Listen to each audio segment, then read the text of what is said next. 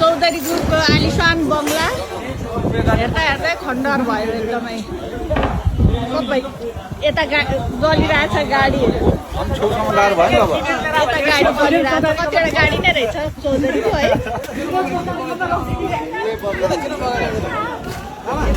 उता गाडी भित्र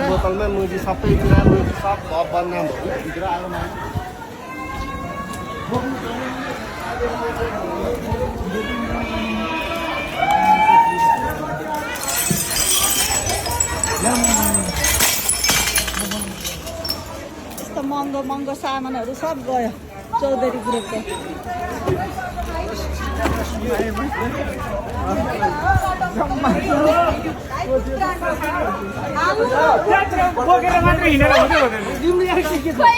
केही पनि छैन खाली हो